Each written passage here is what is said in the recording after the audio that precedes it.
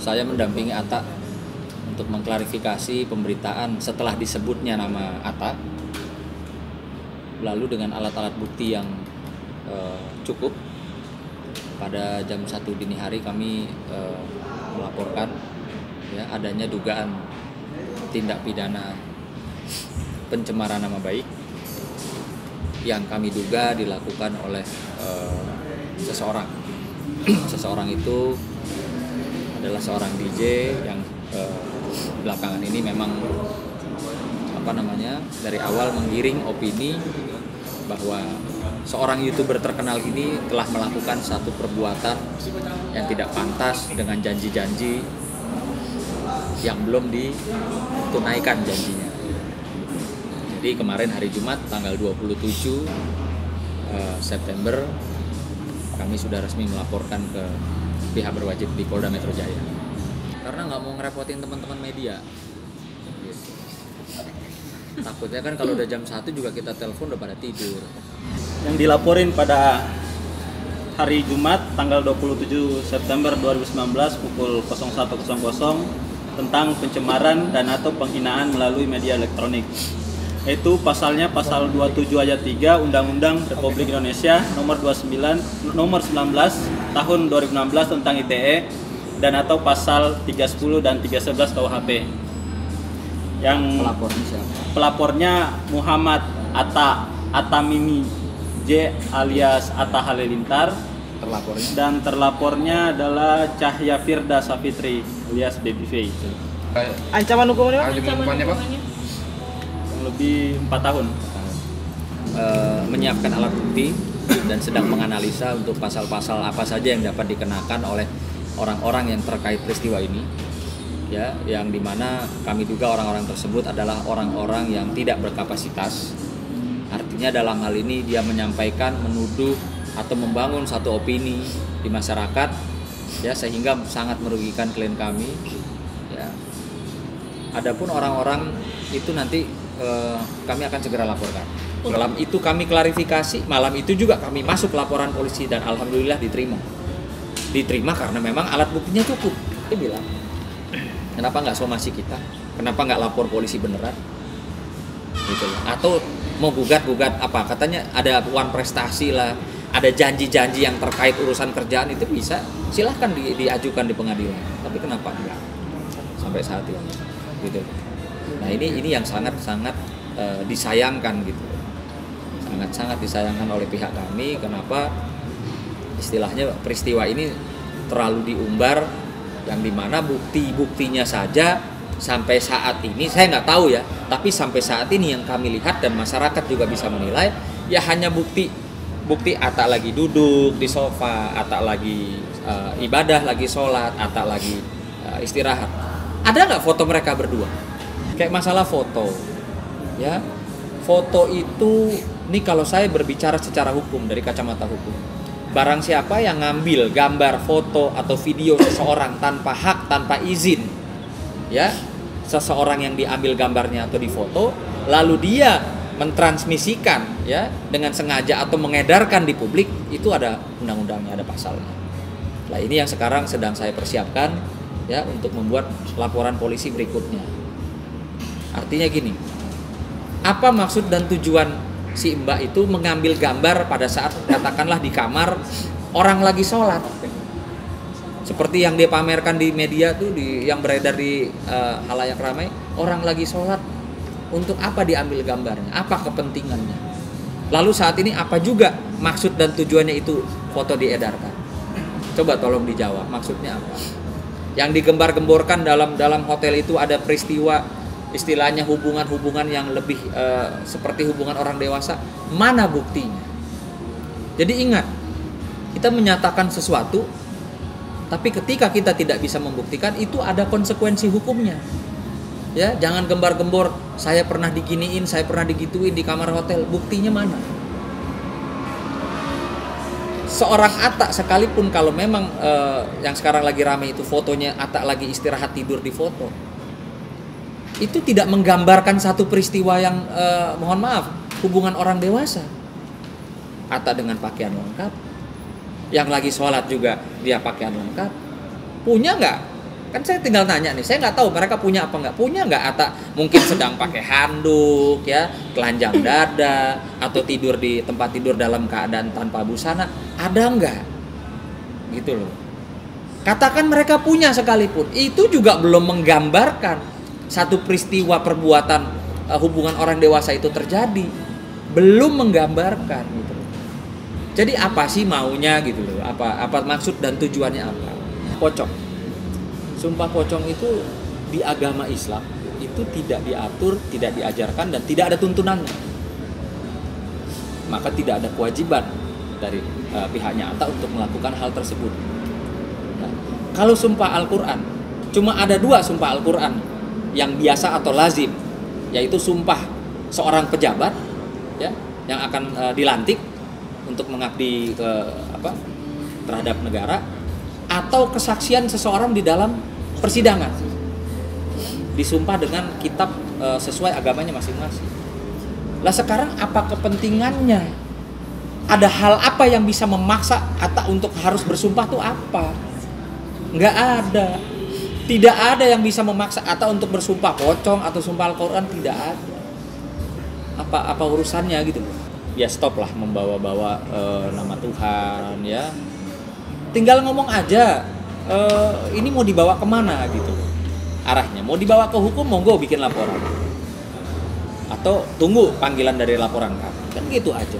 Itu yang paling dirugikan saat ini adalah klien kami, nyata real, baik secara moral, sanksi sosial, nama baik, dan secara finansial. Ini nyata gitu. Lalu mau ribut ganti rugi apa? Toh saya rasa gampang sekali kok. Itulah tugas dan fungsinya seorang pengacara. Ketika kliennya merasa dirugikan, maka ada upaya-upaya dari kuasa hukum. Sampai detik ini kami juga nggak menerima tuh somasinya. Tolong saudara Atta membayar kerugian ya klien kami sekian, nggak ada. Kalaupun apa jadi yang kita mau bicarakan masalah ganti rugi. Kirim surat dong kalau memang merasa ada dirugikan, bisa dibuktikan, misalnya ada janjinya nih. Tadi seperti saya bilang, ada chat, WA, ada SMS atau ada email. Mbak, kata si Atta, nanti ya saya akan kirimkan sekian. Tolong ajukan ke kita, kalau memang ada buktinya, silahkan pengacara atau siapapun datang ke kita. Saya yakin lah pasti diselesaikan kalau memang ada, kan gitu. Ya seperti kata pengacaranya kemarin kan, kata Bang Yanwar bilang, silahkan saja mau lapor 1000 laporan. Ya ini yang pasti akan kita lakukan. Nggak usah ditantang 1000 laporan pun, saya sedang mempersiapkan. Ya, kayak sekarang sudah jelas ini. Ini sudah jelas bahwa seorang Atta saat ini tidak berkenan. Fotonya diambil secara diam-diam, ya lagi sholat lalu disebarluaskan. Itu akan ada masuk laporan polisi berikutnya. Lalu orang-orang yang tidak berkapasitas, artinya yang bukan kuasa hukum, bukan pengacara, berbicara di media, ya tidak ada hak imunitas, itu akan kita laporkan.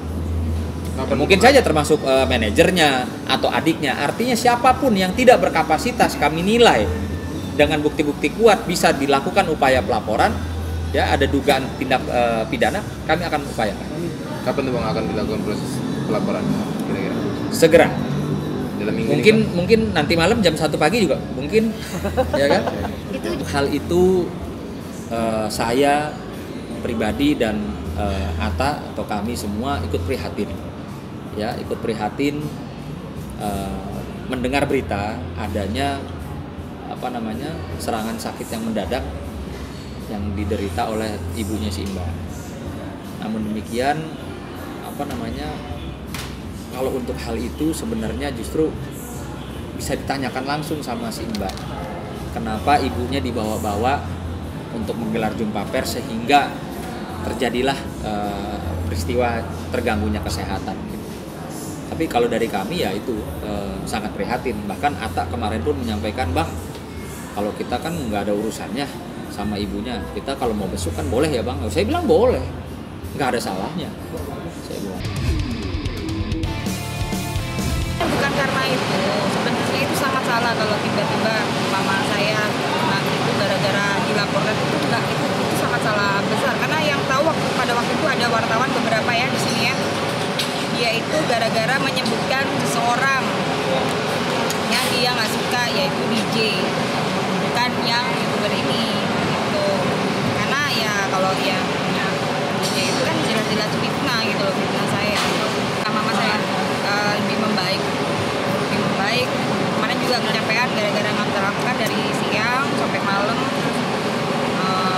makan juga kemarin. Terus pertanyaan wartawan juga banyak gitu loh, jadi bingung dia jawabnya yang mana dulu.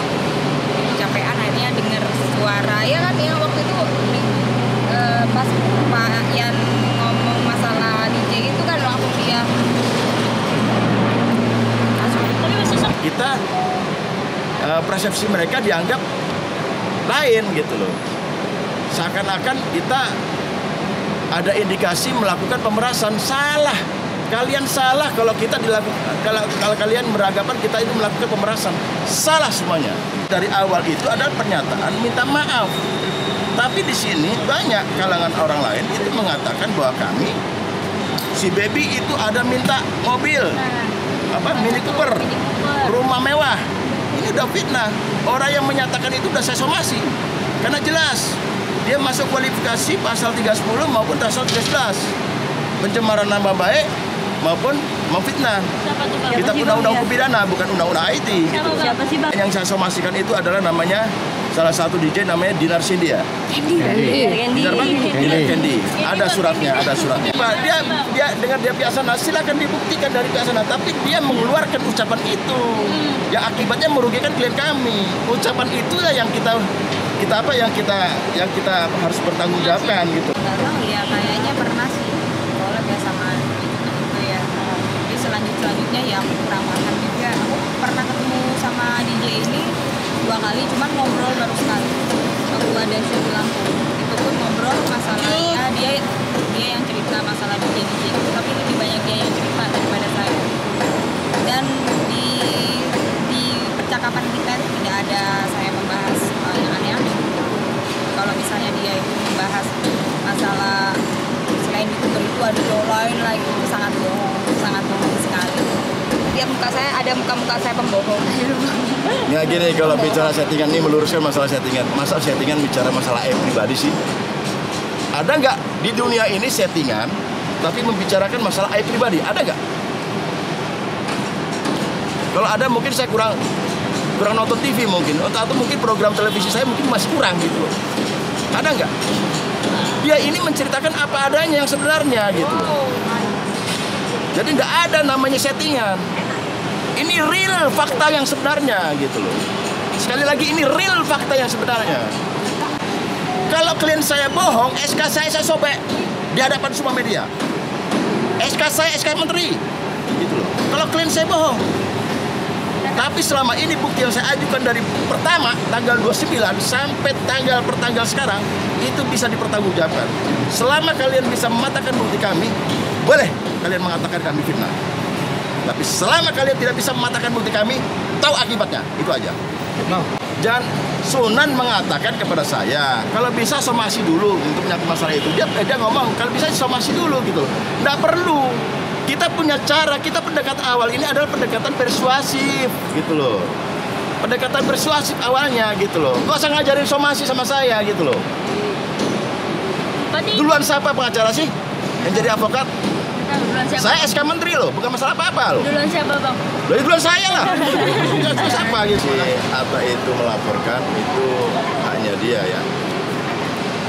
Untuk melakukan laporan tersebut sebagai warga negara, dia punya hak untuk melapor. Tapi kan di sini kan kita lihat menyangkut masalah kualifikasi pasalnya kan begitu. Apa yang dilaporkan? Kalau berkaitan menyangkut masalah pencemaran nama baik, ya dia harus mematahkan bukti yang kita miliki dulu gitu. Termasuk kualifikasi pasal 23-nya. Tapi kalau selama itu nggak bisa dibuktikan, ya nanti akan tahu akibatnya. Nah, itu yang pertama. Yang kedua, kenapa kita nggak melaporkan? Karena kami sudah, saya terutama, memberikan advice kepada klien kami untuk menyangkut masalah legal standing apa yang kita lakukan sebagai advokasi kepada mamanya. Mamanya langsung meng-cut, enggak usah. Biar saja mereka yang laporin. Kamu nggak usah, begitu yang bisa kita gitu. Jadi itu yang penyampaiannya. Jadi selama ini kita ya sebagai pasti. Tapi laporan dia, kita akan buktikan nanti. Masyarakat Indonesia akan tahu semuanya. Mana yang benar, mana yang tidak benar. Dan jelas, selama bukti yang kami ajukan dalam mulai dari tanggal 29 sampai sekarang ini bisa dipertanggungjawabkan pada saat nanti dalam proses penyidikan. Kita melaporkan orang yang dia tidak suka karena dia juga punya hak. Kalau saya santai karena apa? Karena saya berbicara padanya. Saya tidak ada yang kurang-kurangi, tidak ada yang lebih-lebihkan. Ya yang aku bilang dari awal saya sampaikan, ya itu yang benar. Malah mamaku bilang, mamaku malah bilang kayak gini, nggak apa-apa. Nanti suatu saat akan terbukti siapa yang benar, siapa yang tidak. Ini doa orang tua loh. Karena apa yang kamu sampaikan, apa adanya. Kalau kamu tidak berbohong, kamu ini orang yang dizolimin. Loh. Kamu nggak usah khawatir. Biar orang menghina kamu, biar orang membenci kamu, tapi nanti suatu saat Tuhan pasti akan tunjukkan siapa yang benar, siapa yang mama saya belum mengizinkan, saya nggak bakal melapor. Itu kalau di penjara gimana? Penjara atas dasar apa gitu? Gini, kalau bicara masalah penjara itu kapasitasnya itu adalah kapasitas kewenangan penyidikan. Jadi kalau memang penyidik sudah menemukan unsur bukti kapasitas itu dinaikkan sebagai tersangka, nah itu kewenangan penyidik untuk melakukan bisa menyikapi untuk ditahan atau tidaknya. Tapi kan itu bukan kapasitas kita untuk menjelaskan, itu adalah kapasitas penyidikan gitu. Ini kan penyidikan belum dimulai ini. Awal mulanya kan nanti pada saat ini penyidik pada saat dilakukan pemanggilan terlebih dahulu. Nanti kita tunjukkan sebagai warga negara yang baik, ya kita datang ke pihak kepolisian untuk memenuhi panggilan tersebut. Sekaligus kita membawa data-datanya. Tinggal kita buktikan aja laporan dia buktinya apa gitu loh. Di samping itu datanya juga apa gitu loh. Dan siapa saksinya gitu. Dan mereka kan mengatakan bahwa itu di sana itu kan bersama tim dia dan tim kita kan begitu kan. Faktanya tidak seperti itu gitu loh. Karena dari tanggal 14 sampai tanggal 15 itu udah jelas mereka berdua. Intinya seperti itu.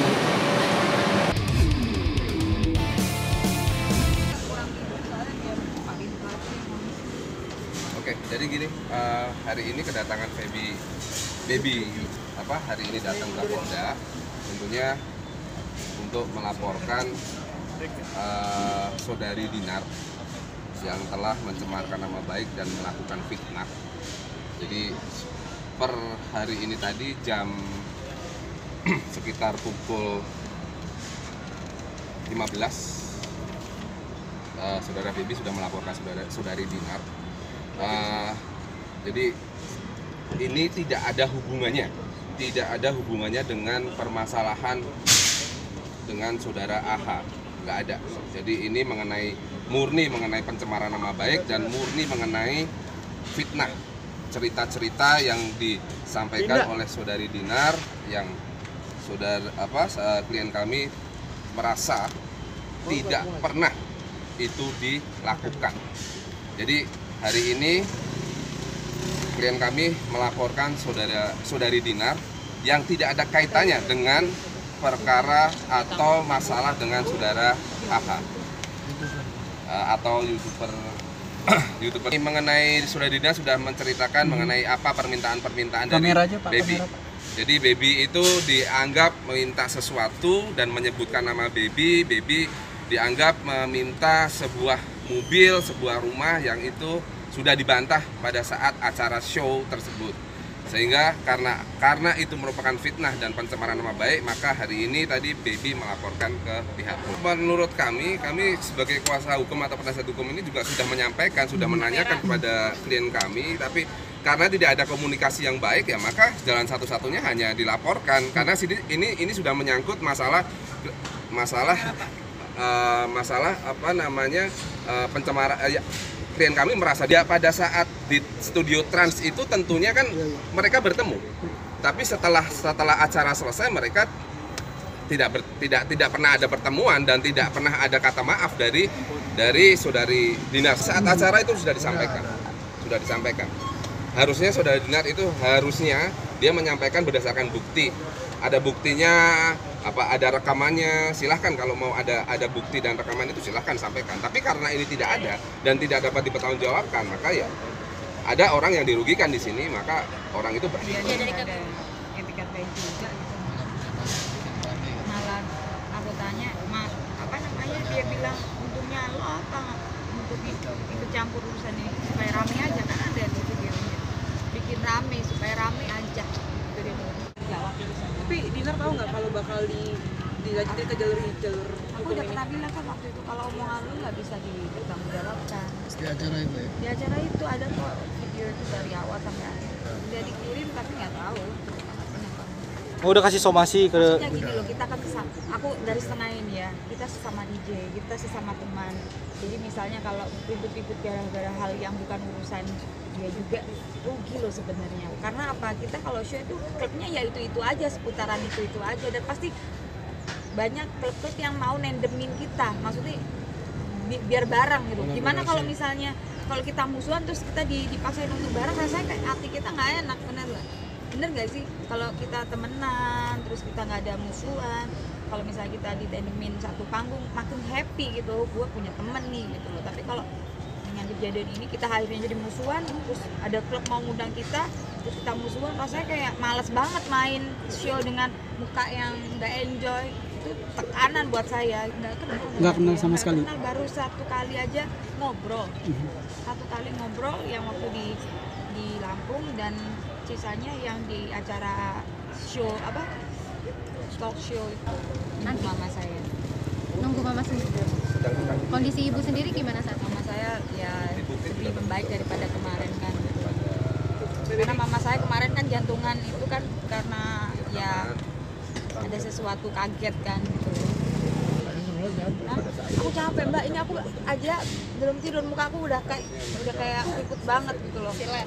Capek banget gitu loh.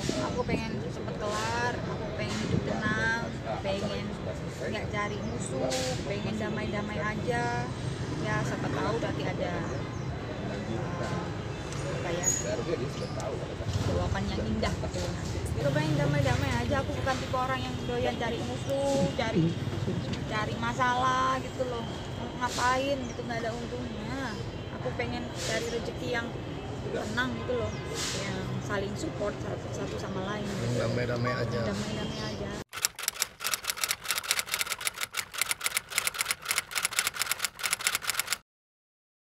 Jadi jangan lupa untuk subscribe Cumi Cumi. Ditekan ya tombol lonceng merahnya.